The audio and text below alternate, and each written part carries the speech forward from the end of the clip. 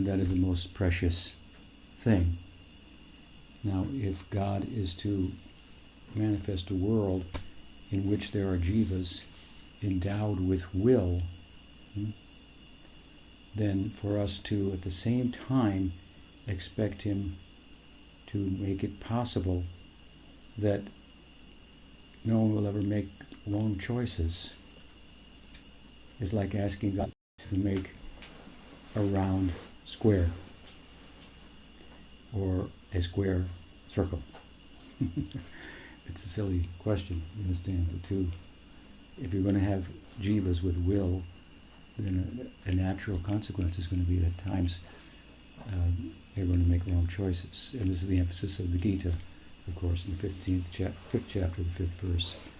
This is discussed, that the plight of the idea, because they can't deal with the fact that there's a world of suffering, and feel that if there was a God, then there couldn't be. But if you give up the God idea, and the idea along with it that there's an Atma that's supernatural and so forth, then you turn yourself into insentient matter, and it doesn't really matter what you're saying. Your argument doesn't really, it's just it's no different than the sound of the rain we're just hearing now in late and early January on the rooftops, which is a beautiful thing here, rare occasion this far into the spring. So we have will. Modern atheistic people tend to question that, but that's a little bit overthinking. There's no will, there's no meaning, so let's not argue about it. If you think there's no will, there's nothing to argue about. There's no meaningful discourse that follows that premise. So, at any rate, the world and the plight of the jivas for their choices, which we call karma, and the opportunity for Vishnu to be beneficent and compassionate and bestow mukti and manifest the Vedas and descend in different forms of avatars and so forth, and decided to descend for internal reasons, or to pursue these internal reasons, that the consequence of which was the necessity of another Leela in human society. It's a consequence because it's thought that Krishna descended prior to Chaitanya Mahaprabhu's Leela, and there were problems that arose in the Leela in terms of his desire to taste love.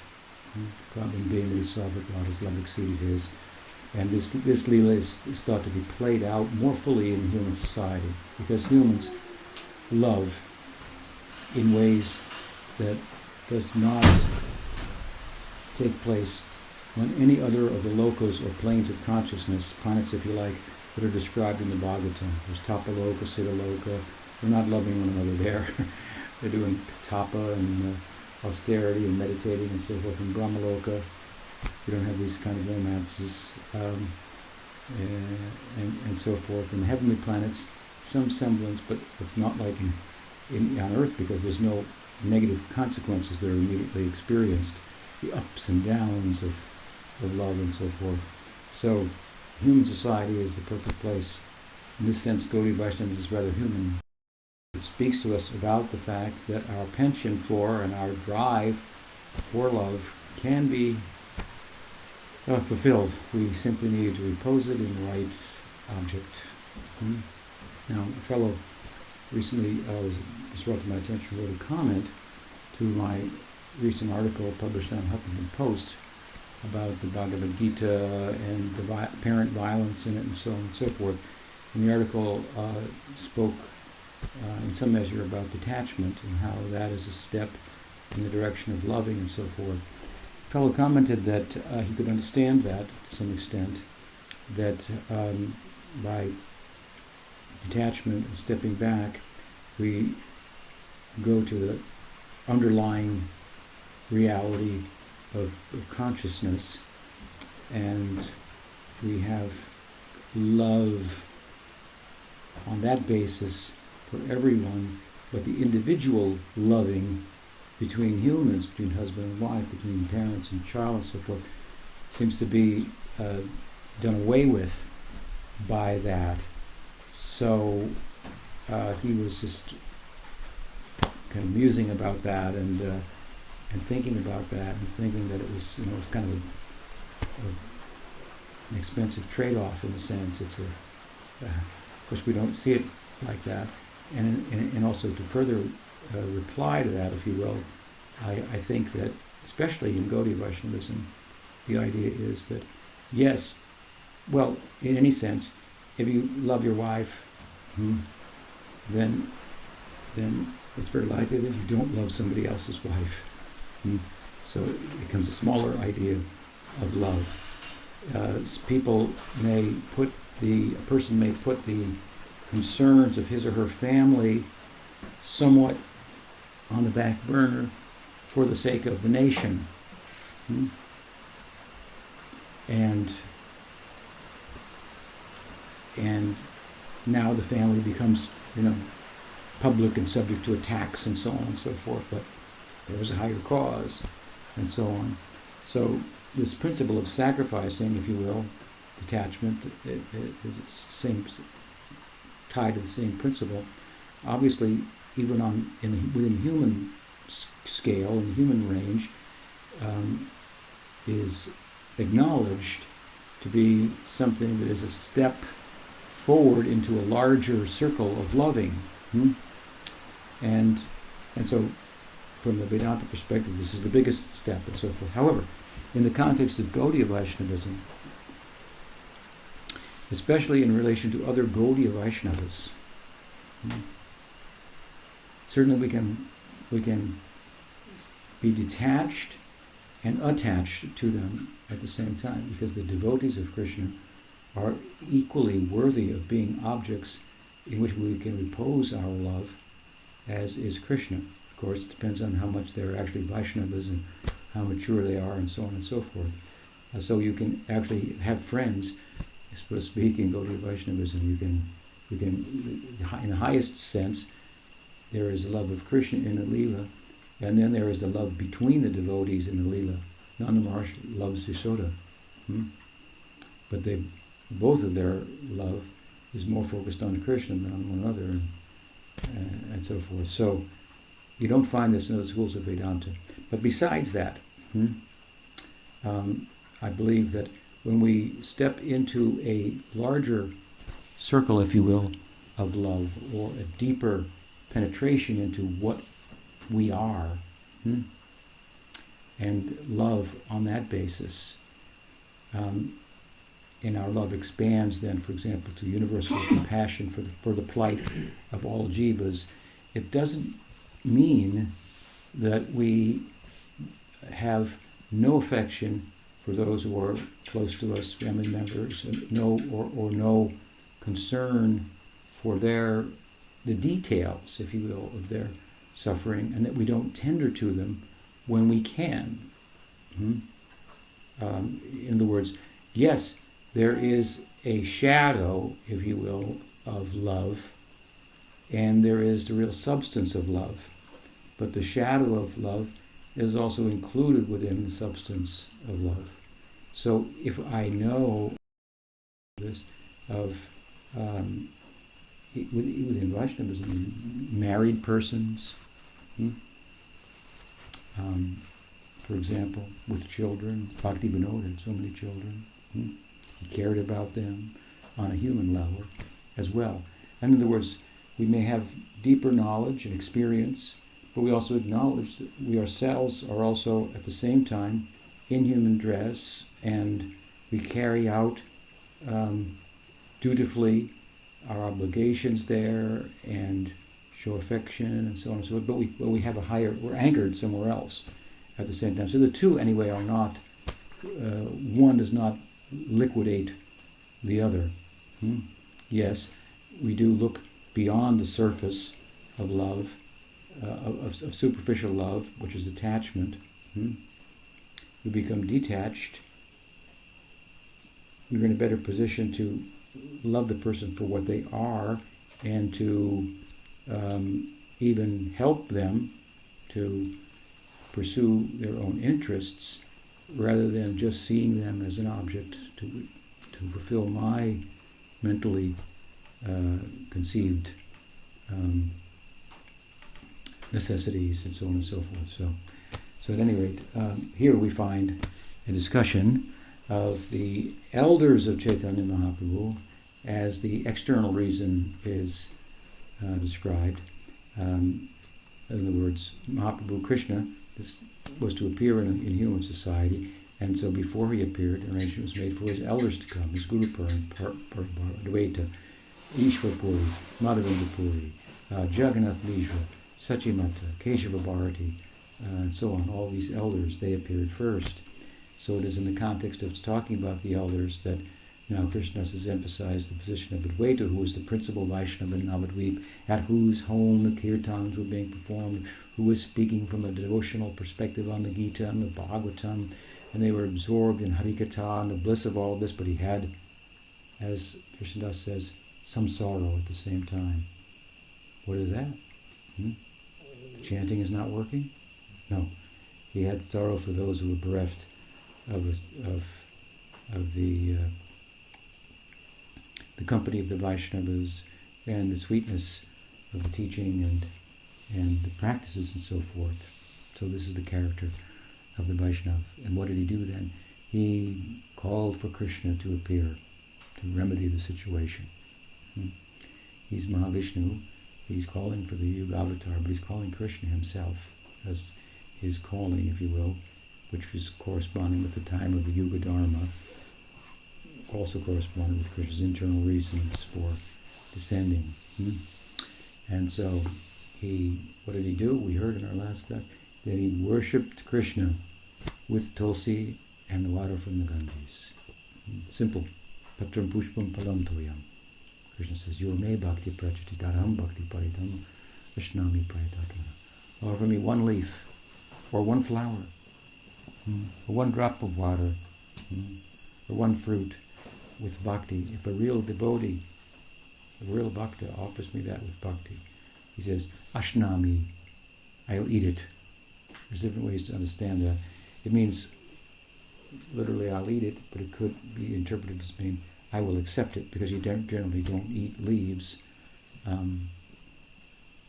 But some of the commentators have said, but it also could be translated as eat it, that he will even eat, as he did in the case of Vidura's wife, who was stunned by his appearance in her house in Hastinapur, where he had been invited by Duryodhana, the king, for a royal feast.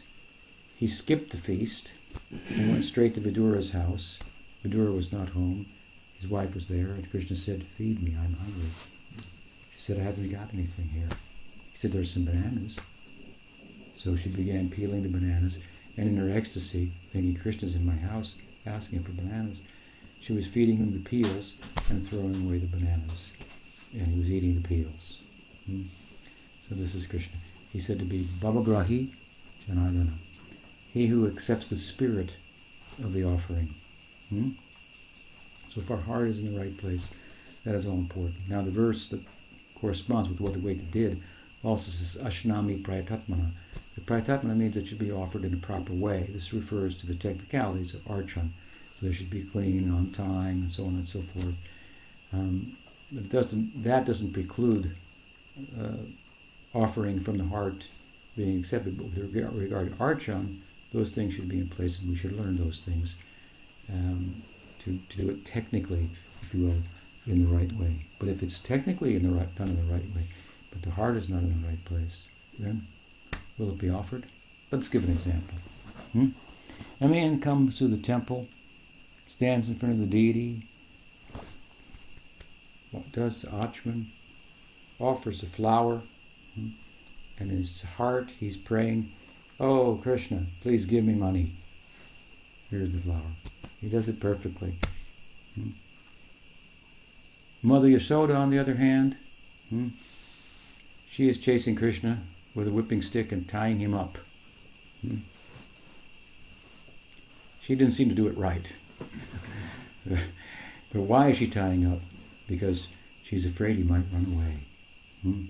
and the thought that she won't have him to pamper and care for and love is so overwhelming that she tied him up after she had chastised him for doing wrong things.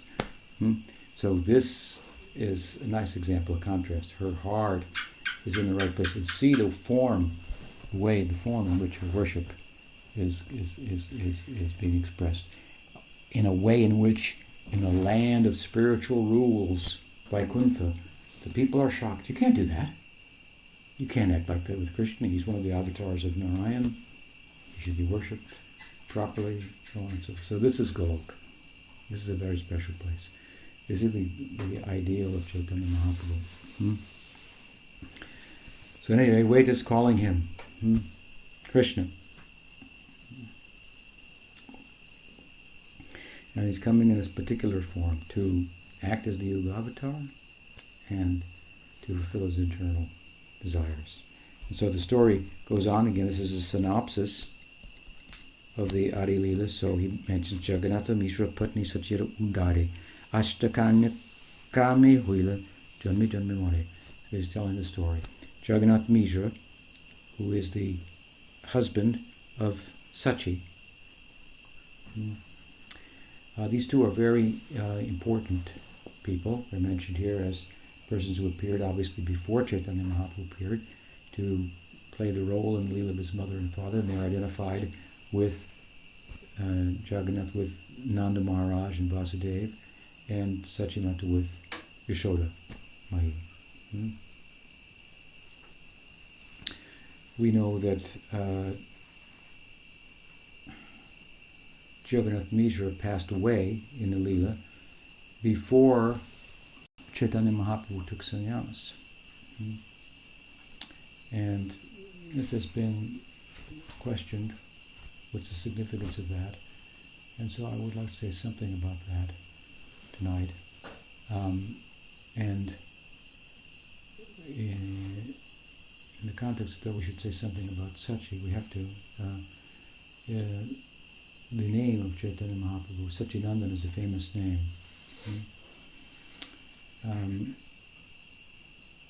And she holds a very special position amongst the Vaishnavas. With the passing of Jagannath Mishra, her plight became considerable.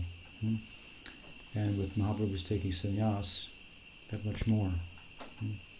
She had no son to take to help assist her, and her husband was gone. Her elder son had taken sannyas and passed away also. Her plight is significant. Rupa Goswami, in his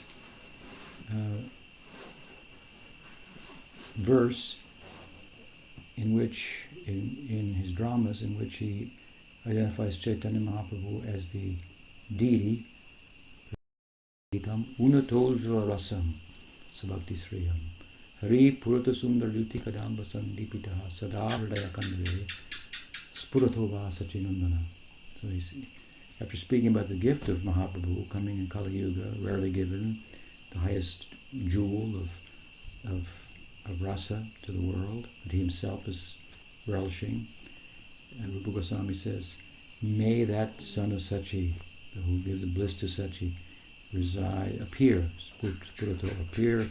in the cave of your heart. It's a dark place. May he illuminate it. In the commentary of Krishnadas, who uses this verse in his own book, Caitanya-caritāmṛta, in the Mangalacharan, he uses it there as an Ashirvad verse, a verse giving blessings to the reader, which the verse obviously does. He explains that Chaitanya Mahaprabhu roared in kirtan like a lion. And he was lion-like in his presence, kind of in a commanding kind of way. And a lion is said with his roar to be able to scare away an elephant, which is a huge animal. And so in the cave, in the darkness of our heart, there are many vices that are residing. So he makes a prayer. May Sachinandan roar in kirtan, and may that roar enter your heart and scare away all the vices, elephantine-like vices, which are very big to us, they're huge obstacles. And if he will appear in your heart, as Krishnadas is invoking the verse, may he do so. And Rupa Goswami is saying, may he do so. May you be blessed in this way.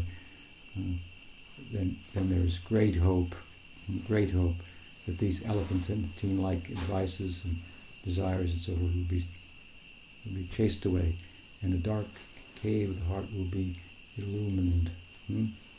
Rupa Goswami is praying this, glorifying Chaitanya Mahaprabhu like this, and in doing so he invokes the name Sachinandan. What is he thinking? He's thinking how Vishvambara Mishra, the family name of Chaitanya Mahaprabhu, was so happy in Navadvip. He was the boy who had everything. He was so popular, like the valedictorian, the quarterback on the team, and more. A great scholar, very handsome, had a great sense of humor, and all good qualities. Very, very attractive to everyone. And the joy of the whole of Nadia, really. Nimai Pandit, made Navadvip famous in terms of scholasticism.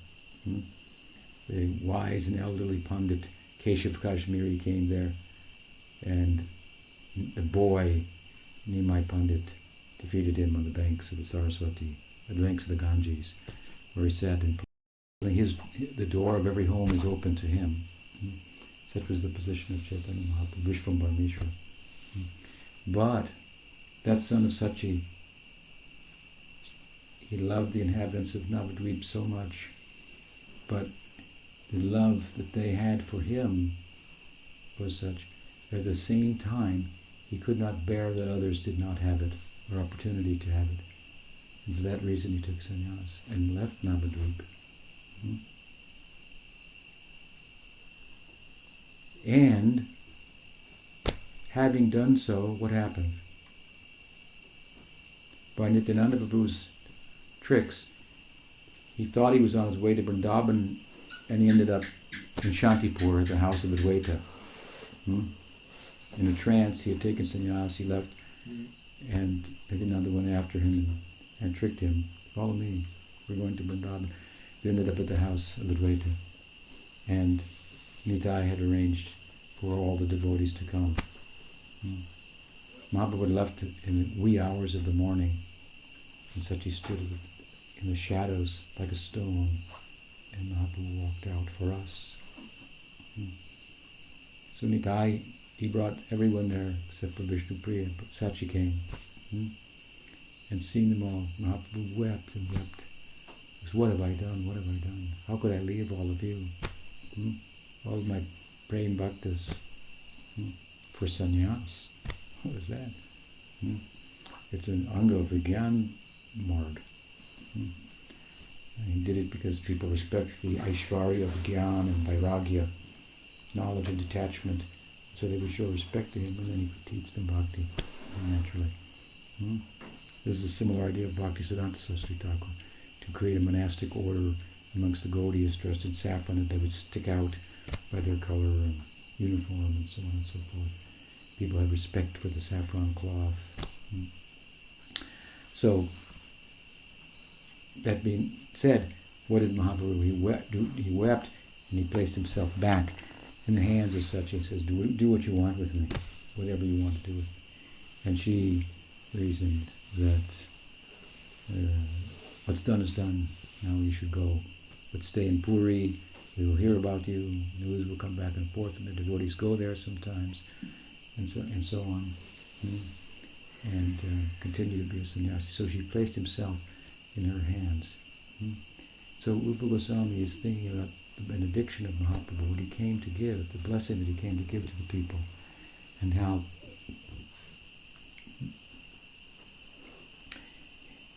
this was placed in the hands of Sachi. If she had not given her blessing, then we would not be here today. So he says, Vasachinandana, may that Satchidananda, who was, Jiva Goswami wrote a commentary on this verse, and in that commentary he says that it was the opinion of Mahaprabhu, whoever says Satchidananda, whoever mentions her name is better than anyone who has cited all the Vedas. And whoever cries out Satchidananda has understood the essence can enter into the essence of all that constitutes Navadvip and so forth, again and again glorifying Sachi in this name by which Chaitanya Mahaprabhu is known. So she is given the greatest gift to the world, another second giver here amongst the elders, as Advaita is a giver, drawing him here. Sachi is giving him to the world. And Sachi, what is she doing? She's doing something that Mother Yasoda could not do. Mother Yasoda could not give Krishna to Mathura, to Kurukshetra, to the speaking of the Bhagavad Gita and the dissemination of the teachings, and the Leelas by which properly understanding reflect back and shed light on the essence of the Vrindavan Leela for all of us. This is what Krishna's Dwarka and Mathura Leelas are about. He goes to Mathura, he kills Kamsa and so on, and fights with Jarasa and establishes Dwarka. These Leelas are all properly understood, pointing back to the Braj Leela, its significance, where they're waiting for his return, and they have no life practically without him. It's showcasing the measure of their life, so much so that one properly understands corresponds with love of himself. And the love there is such that in his absence the girls just didn't carry on and, well, anyway, we'll marry somebody else. Or Nanda Maharaj didn't think, let's have another son. That one's glorious, he's doing big things in the world, okay. So on. Still we carry on with our life now. Uddhava saw this when he returned with a message. Their measure of their love and separation was extraordinary, so he could understand. The love has reached a greater pitch here, so somehow Krishna is present here, even though he's invisible. More so than he's present in Dwarka, where he appears visibly to be present.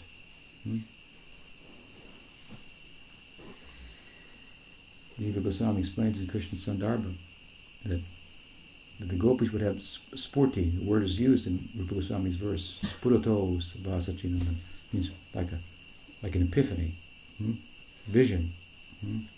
They would have visions of Krishna, and the cowherd boys, visions that Krishna was there. But then they would think, oh, we're dreaming. And in a message Krishna said to them, he said, I am actually there. That's really me. But so delusional is this separation, but so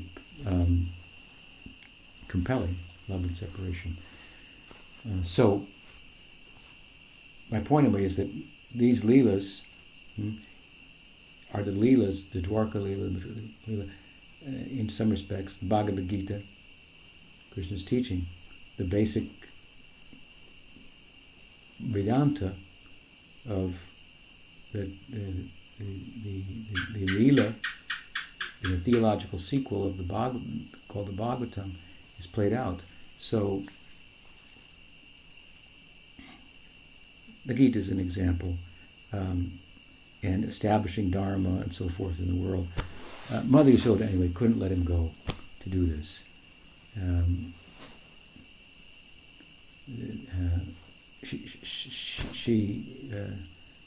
And that, I want to say, Krishna's leaving Vrindavan, apparently, for Mathura, corresponds with Chaitanya Mahaprabhu's taking sannyas and leaving Navadvip. So it corresponds between these two Leelas. In one Leela, Sachi has nothing to do with it. She's not a willing partner to let him go. In the other Leela, she's giving the blessing that he can go. But in the Krishna Leela, it's Nanda Maharaj. Nanda Maharaj convinces everybody. Nobody else agrees to let him go. Not his family, friends, the gopis, Mother Yashoda. But Nanda Maharaj says, I'll bring him right back.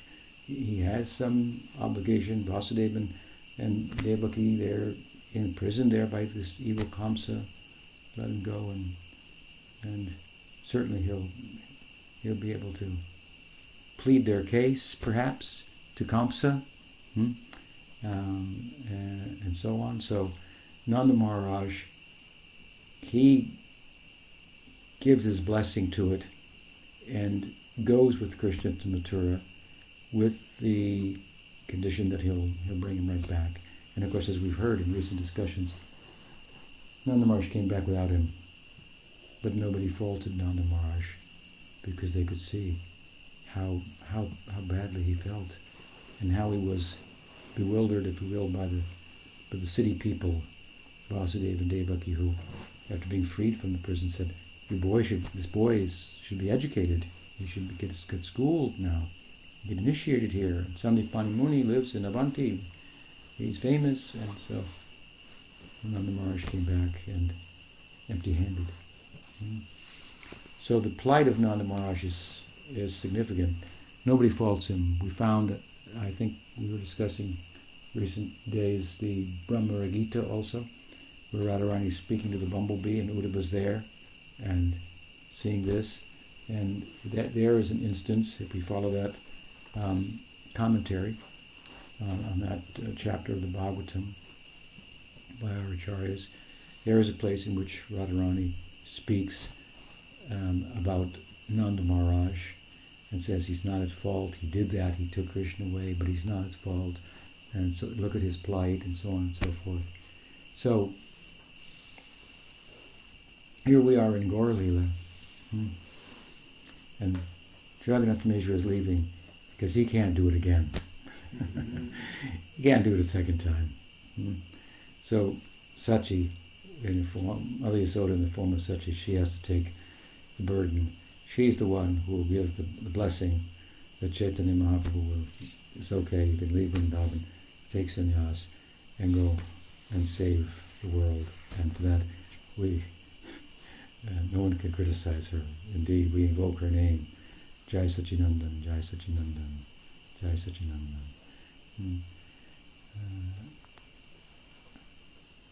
Spurato va Sachinandan. May the son of Sachi, the bliss of Sachi, appear in your heart. So, Jagannath Mishra is mentioned here. Before the birth of Chaitanya Mahaprabhu, there were 8 daughters that were born. They died. The desire to have a son arose. And what's being described now is that not the birth of Chaitanya Mahaprabhu, but the birth of his elder brother, Vishwarup was his name, Vishwarup Nam, and Baladev Dham.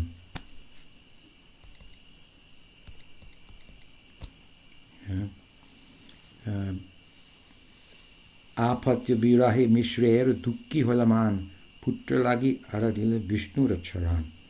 Jagat Mishra was very happy at the death of his daughters, one after another. Therefore, desiring a son, he did puja to Vishnu's lotus feet. Tabi Putra Janmila Vishwarup Nam Maha Gunavan Tingho Baladev Dham.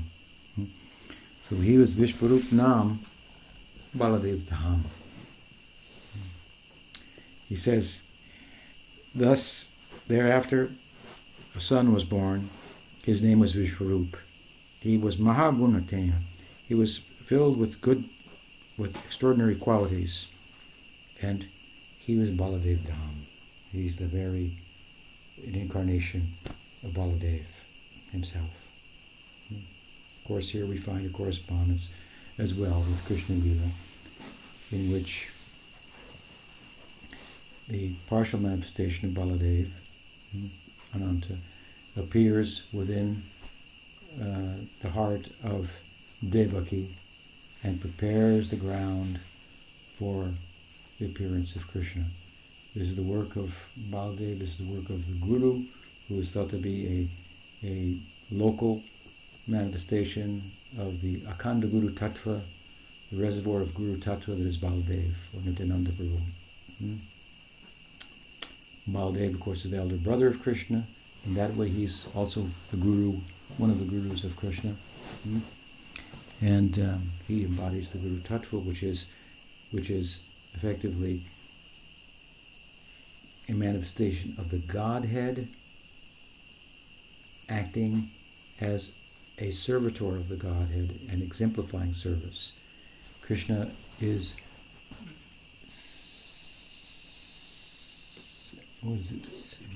Sevya Bhagavan, and Baladev is Sevaka Bhagavan.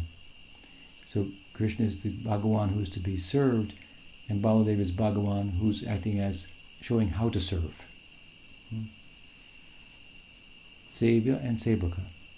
So Baladev is God, he's Krishna, but he's showing there's nothing.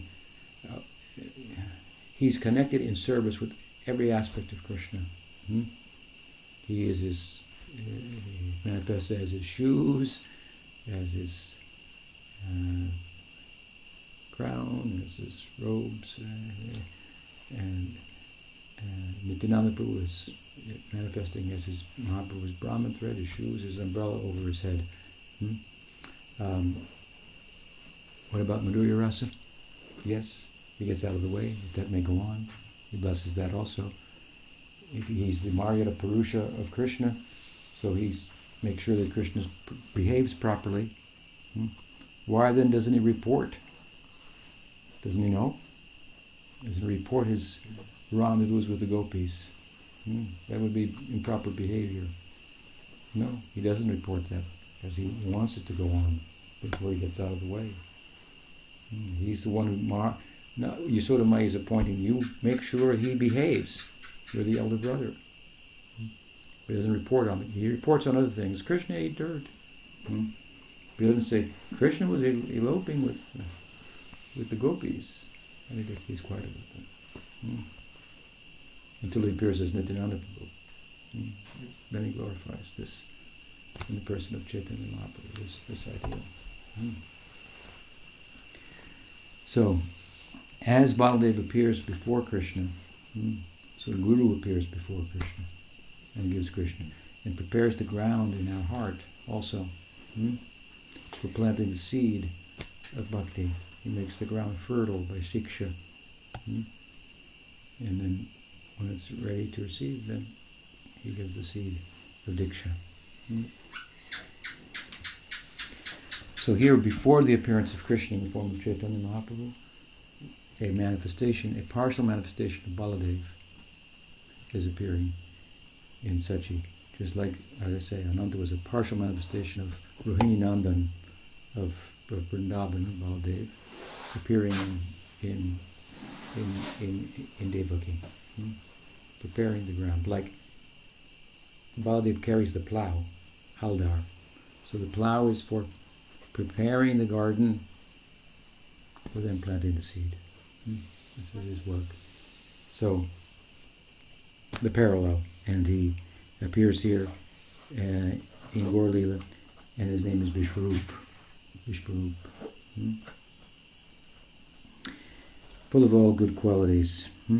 Baladev Prakash, Parvyome Sankarshan, Tena Vishper Uparan Nimitakaran. He says this expansion of Baladev is known as Sankarshan. In the spiritual world, he is the ingredient and immediate cause. He's known as Sankarshan in the spiritual world, and he is the immediate and ingredient cause of the cosmic manifestation. Tangha bai vishve kichu nahi dekit ar ate vishwarup nam ye tanghar. The gigantic universal form is called Vishwarup, incarnation of Mahasankarshan. Thus we do not find anything within this cosmic manifestation except the Lord himself. Naitat chitram bhagavati hi anante chakarishpare utam protam idam yasmin tantush anga jataprataha. A verse from Bhagavatam, coming from the 15th chapter of the 10th canto, Dena Kusura Leela, where this Sakya-rasa is very beautifully described, particularly in the Poganda age of Krishna. Poganda and just turning into Kishore age. Very, very beautiful chapter. That chapter begins with Krishna doing what? Glorifying Balaram. So many praises he speaks about Balaram. It's in Hasya-rasa. He's speaking in a joking way about Balaram and attributing to him things that Krishna himself does. Rather than glorifying himself, he glorifies Balaram.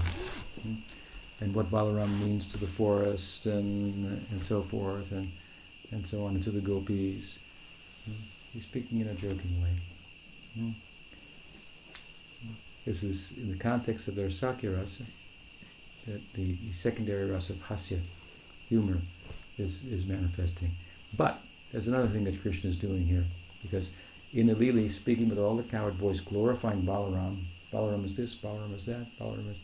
All the trees are bending down and paying their obeisances to him. Just see how happy the forest is with his presence, and so on and so forth.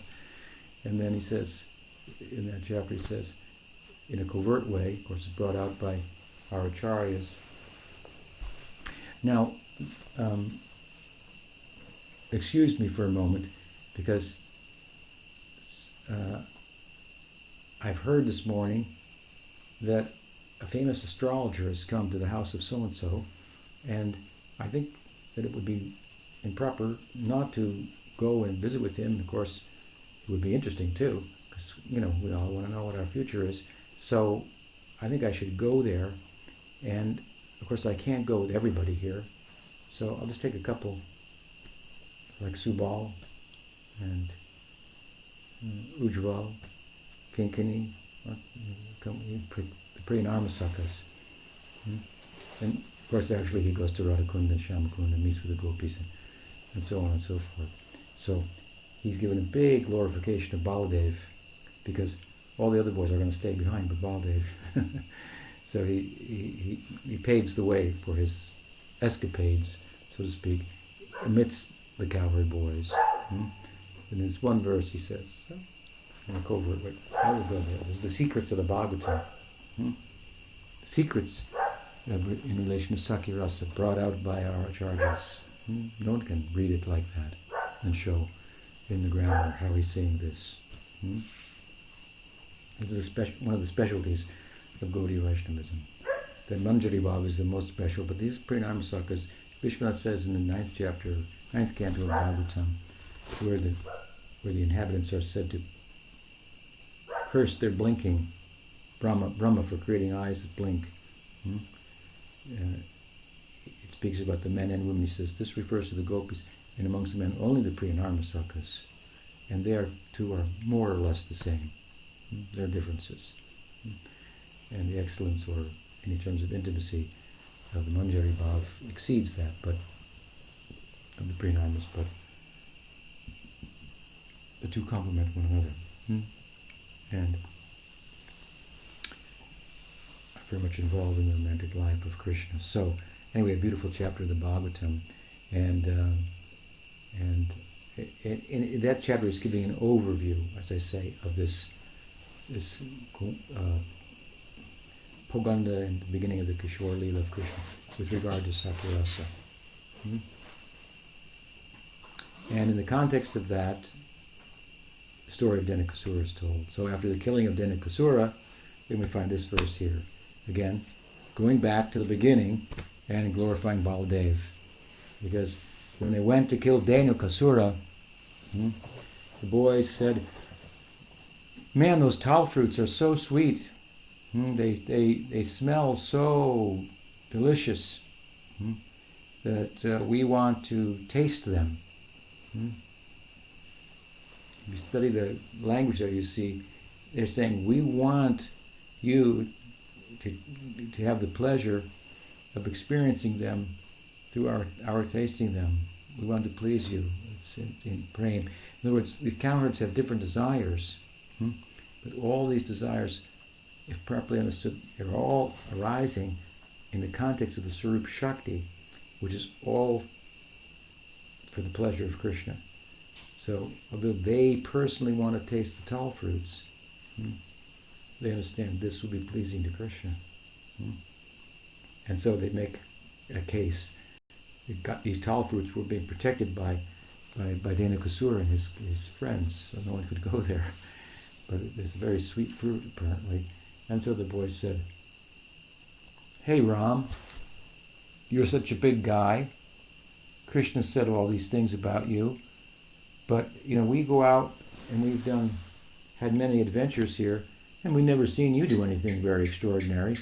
We've seen Krishna do some extraordinary things, but up to this point, Balaram hadn't done anything particular like killing this demon or that demon. Rama Rama Mahabaho, oh Ram with the big arms." So they're pinching the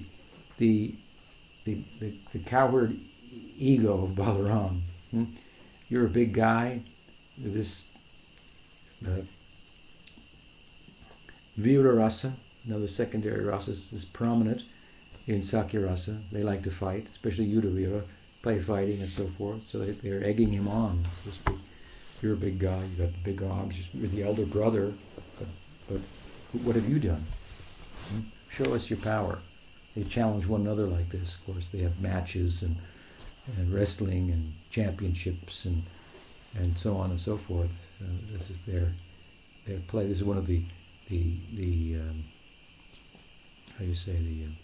characteristics also of Sakya Rasa. So this chapter is just saturated with Sakya Rasa. This is part of the Sakya Rasa center of the Bhagavatam. And so they challenge Balaram and they pinch his ego like that, so he comes forward and let us go. And then off they are to challenge and, of course, defeat Dhenukasura, and in the end they didn't even eat the fruits, right? They gave them to the other inhabitants of the forest. And then this verse comes. So it's a kind of a beautiful verse that reflects back even on what the chapter begins with and how the chapter begins again in terms of the actual slaying of Dhenukasura with an emphasis on Balaram. And the verse says, "This Balaram, Baldev, you should understand this Sankarshan." Sankarshan means to draw together.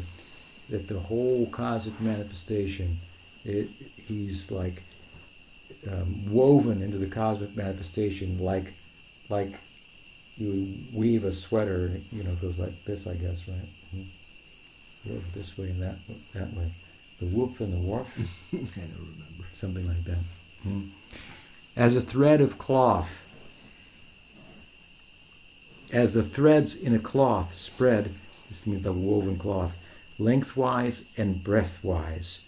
So, the personality of God, this is referring to Sankarshan Baldev, exists directly and indirectly within everything we see in this cosmic manifestation.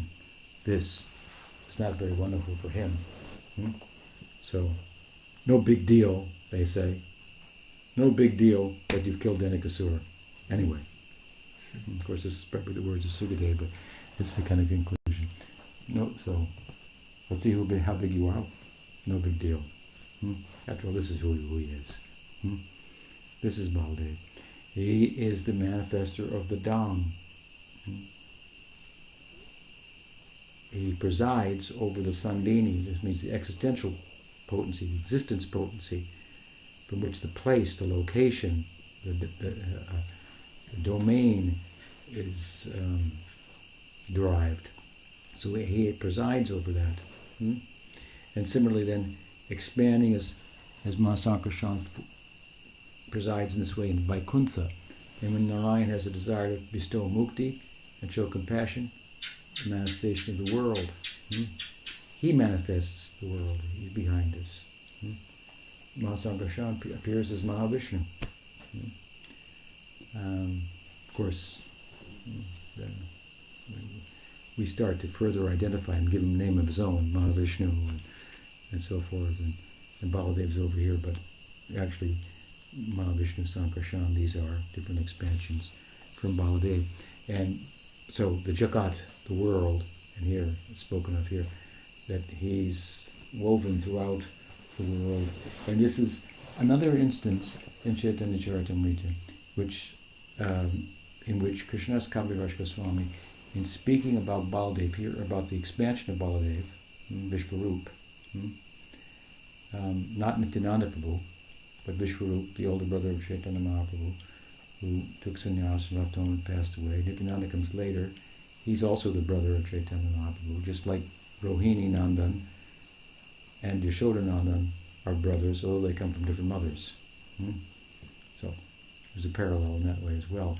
But here, as repeatedly, as I say, throughout Caitanya-caritāmṛta, Krishnadas Kaviraj does, when speaking about Nityananda Prabhu or Baladev here, Vishvarup, the expansion, he is quick to invoke verses that speak about the ontological position of Nityananda, Baladev, Vishvarup, as you like, the origin and his expansions, because, as we know, Nityananda was a little unorthodox and difficult to understand. Prior to this chapter, in the 5th chapter, in the middle of his explanation of his Mangal Charan, when he explains Nityananda Prabhu, all these verses about how he is, ontologically speaking, behind everything, is what he,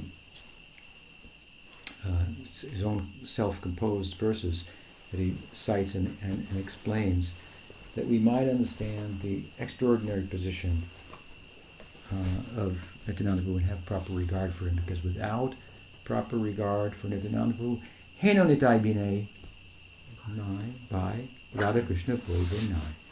Heno Nitai Bine by Radha Krishna Puribe Nai. As Narottam says, without the mercy of Nityananda Prabhu, no one can attain Radha and Krishna. No one can understand Chaitanya Mahaprabhu. This is the personal testimony of Krishnadas himself in Caitanya-caritāmṛta. He was living in his brother's house, as related earlier. His brother didn't have respect for Nityananda Prabhu. When he realized that, he left home. As a result of that, Nityananda Prabhu came to him and gave him residence in Vrindavan. Jai Nitai. Without him, there's no possibility of understanding Chaitanya Mahaprabhu. And without Chaitanya Mahaprabhu, what can we understand about Vrindavan? Yes, it's been talked about in some ways.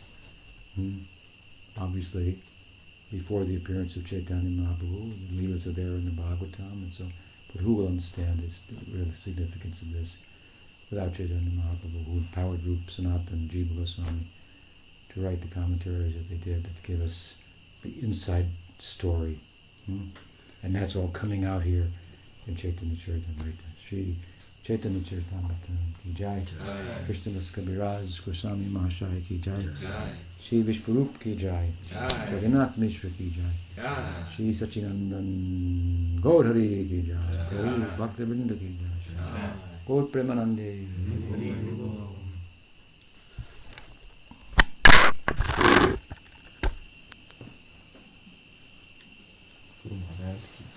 Jai.